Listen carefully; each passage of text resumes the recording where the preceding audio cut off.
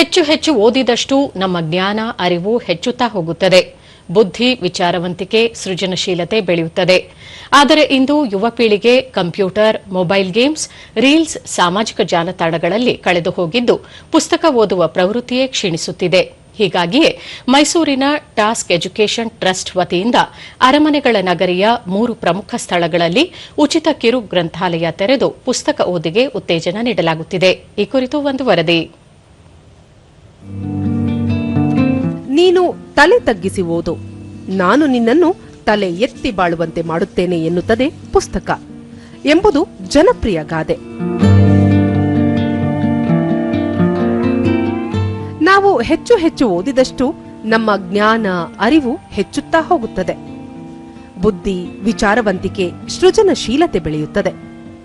ಆದರೆ ಇಂದು ಯುವ ಪೀಳಿಗೆ ಕಂಪ್ಯೂಟರ್, ಮೊಬೈಲ್ ಗೇಮ್ಸ್, ರೀಲ್ಸ್, ಸಾಮಾಜಿಕ ತಾಣಗಳಲ್ಲಿ ಕಳೆದು ಹೋಗಿದ್ದು ಪುಸ್ತಕ ಓದುವ ಪ್ರವೃತ್ತಿಯೇ ಕ್ಷೀಣಿಸುತ್ತಿದೆ. ಹೀಗಾಗಿಯೇ ಮೈಸೂರಿನ ಟಾಸ್ಕ್ ಎಜುಕೇಷನ್ ಟ್ರಸ್ಟ್ ಅರಮನೆಗಳ ನಗರಿಯ 3 ಪ್ರಮುಖ ಸ್ಥಳಗಳಲ್ಲಿ ಉಚಿತ ಕಿರು ಗ್ರಂಥಾಲಯ ತೆರೆದು ಪುಸ್ತಕ ಓದಿಗೆ ಉತ್ತೇಜನ ನೀಡುತ್ತಿದೆ.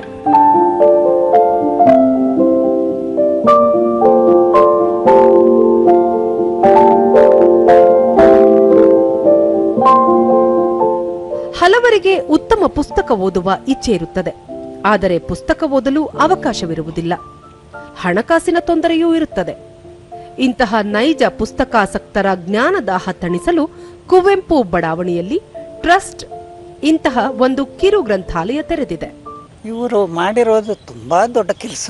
ಯಾಕಂದರೆ ಈಗ ಹೋಗಿ ಬರುವವರು ಎಲ್ಲೆಲ್ಲೋ ನೋಡ್ತಾ ಇರ್ತಾರೆ, ಆದರೆ ಪುಸ್ತಕದ ಕಡೆ ನೋಡುವಂಥ ಅಭ್ಯಾಸ ಮಾಡೋದಿದೆಯಲ್ಲ, ಅದು ಅಲ್ಲದೆ ಸರ್ಕ್ಯುಲೇಷನ್ ಲೈಬ್ರರೀಸ್ ಇರ್ತವೆ, ಅದರಲ್ಲಿ ಮ್ಯಾಗಝೈನ್ಸು ಇದು ಅದು ತಗೊಳ್ತಾರೆ. ಹಾಗಲ್ಲ, ಒಂದು ಒಳ್ಳೆಯ ಪುಸ್ತಕ ನಮ್ಮ ಕೈಗೆ ಸಿಗುತ್ತೆ ಅನ್ನುವಂಥದ್ದು ಇದ್ದು ಅದನ್ನು ಉಪಯೋಗಿಸ್ಕೊಳ್ಳುವವರಿದ್ದರೆ ಅದರಿಂದ ಸಮಾಜಕ್ಕೆ ಬಹಳ ಒಳ್ಳೆಯದು. ಮೊಬೈಲ್ನಲ್ಲೇ ಕಳೆದು ಹೋಗುತ್ತಿರುವ ಇಂದಿನ ಯುವಜನರನ್ನು ಮತ್ತೆ ಪುಸ್ತಕದತ್ತ ಸೆಳೆಯುವ ಉದ್ದೇಶದಿಂದ ಉಮರ್ ಮಾಡುತ್ತಿರುವ ಕಾರ್ಯಕ್ಕೆ ಅವರ ತಂದೆ ಪ್ರಶಂಸೆ ವ್ಯಕ್ತಪಡಿಸುತ್ತಾರೆ. ನಮ್ಮ ಹತ್ರ ಇರೋ ಪುಸ್ತಕಗಳನ್ನ ನಾವು ಓದಿದಾದ್ಮೇಲೆ ತಂದಿಡ್ಬೋದು, ಅವ್ರಿಗೆ ಪ್ರೀತಿ ಆದರೆ ತಗೊಂಡು ಹೋಗಿ ಇಟ್ಕೋಬೋದು. ಅವ್ರಿಗೆ ಬೇಕಾದ ಪುಸ್ತಕಗಳು ಅವ್ರ ಹತ್ರ ಇದ್ದರೆ ಅವರು ತಂದು ಇದನ್ನು ಕೊಡ್ಬೋದು. ಯಾವುದೇ ಥರದ ಬಂಧನಗಳಿಲ್ಲ, ಯಾವುದೇ ಥರದ ಇದಿಲ್ಲ, ಏನು ಫೀಸ್ ಇಲ್ಲ, ಮತ್ತು ಯಾವುದೇ ಥರದ ಏನು ಫಾರ್ಮ್ಯಾಲಿಟಿ ಇಲ್ಲ. ಎನಿ ಟೈಮ್ ಇದು ಬೆಳಿಗ್ಗೆ 6 ಗಂಟೆಯಿಂದ ಸದ್ಯಕ್ಕೆ 10 ಗಂಟೆ 10:30 ತನಕ ಓಪನ್ ಆಗಿರುತ್ತೆ. ಈ ಕಿರು ಗ್ರಂಥಾಲಯದ ಬಗ್ಗೆ ತಿಳಿದ ಹಲವು ಸಾಹಿತ್ಯಾಸಕ್ತರು ಸ್ವಯಂ ಪ್ರೇರಿತರಾಗಿ ಈ ಜ್ಞಾನ ಸಿಂಚನ ಕಾರ್ಯಕ್ರಮದಲ್ಲಿ ಕೈ ಜೋಡಿಸಿದ್ದಾರೆ. Library will be very useful ಸೊಸೈಟಿಗೆ, ಬಿಕಾಸ್ ಇಟ್ ಇಸ್ ಫ್ರೀ ಆಗಿದೆ. ಆಮೇಲೆ ಅವ್ರು ಬಂದ್ಬಿಟ್ಟು ಹೆಂಗೆ ಬೇಕಾದ್ರೆ ಆಕ್ಸೆಸ್ ಮಾಡ್ಬೋದು, ಯಾವಾಗ ಬೇಕಾದ್ರೆ ತೊಗೊಂಡು ಹೋಗ್ಬೋದು. ಪಬ್ಲಿಕ್ಕಲ್ಲಿದೆ, ಸೊ ಬೇಕಂದ್ರೆ ಬುಕ್ ಡೊನೇಟ್ ಮಾಡೋಂಗಿದ್ರೆ ಮಾಡಬಹುದು. Every different types of languages ಕೂಡ ಇದೆ, ಮೇನ್ಲಿ ಕನ್ನಡ ಮತ್ತು ಇಂಗ್ಲೀಷ್ ಇರೋದು.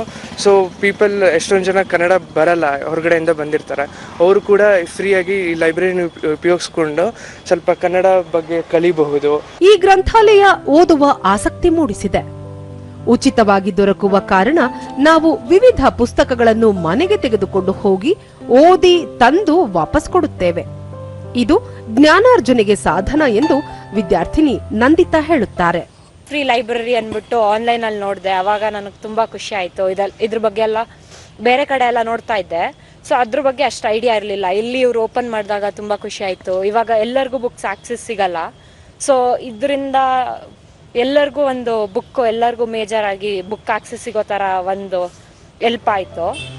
ಪ್ರಸ್ತುತ ನಿರ್ದಿಷ್ಟ ಸಮಯದವರೆಗೆ ಕಾರ್ಯನಿರ್ವಹಿಸುವ ಈ ಗ್ರಂಥಾಲಯವನ್ನು ವಾರದ 7 ದಿನ, ದಿನದ 24 ಗಂಟೆಯೂ ತೆರೆದು ಓದುಗರಿಗೆ ನೀಡುವ ಆಲೋಚನೆಯೂ ಟ್ರಸ್ಟ್ಗೆ ಇದೆ.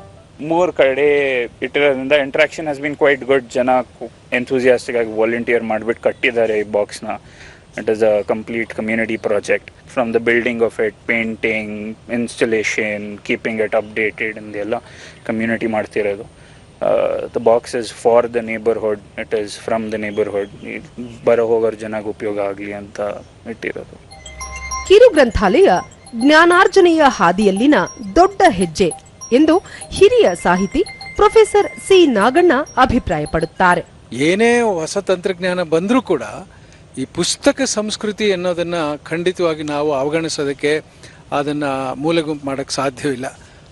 ಹಸ್ತದಲ್ಲಿ ಪುಸ್ತಕವನ್ನು ಹಿಡಿದು ಆ ಜ್ಞಾನ ಮಸ್ತಕಕ್ಕೆ ಬಂದಾಗಲೇ ಅದಕ್ಕೊಂದು ವೃದ್ಧಿ ಮತ್ತು ಸಂಸ್ಕೃತಿಯ ಅಭಿಸರಣ ಪ್ರಸರಣ ಅದೆಲ್ಲವೂ ಕೂಡ. ಪುಸ್ತಕದ ಓದುಗರ ಸಂಖ್ಯೆ ಹೆಚ್ಚಿದಾಗ ಲೇಖಕರು ಹೆಚ್ಚು ಹೆಚ್ಚು ಬರೆಯುತ್ತಾರೆ, ಪ್ರಕಾಶಕರು ಅದನ್ನು ಹೊರತರುತ್ತಾರೆ, ಉತ್ತಮ ಕೃತಿಗಳು ಹೊರಬರುತ್ತವೆ. ಒಟ್ಟಾರೆ ಇಂತಹ ಉಚಿತ ಗ್ರಂಥಾಲಯಗಳು ರಾಜ್ಯಾದ್ಯಂತ ವಿಸ್ತರಿಸಲಿ, ಜನರಲ್ಲಿ ಓದುವ ಹವ್ಯಾಸ ಪುನರ್ ನಿರ್ಮಾಣವಾಗಲಿ, ಅಲ್ಲವೇ?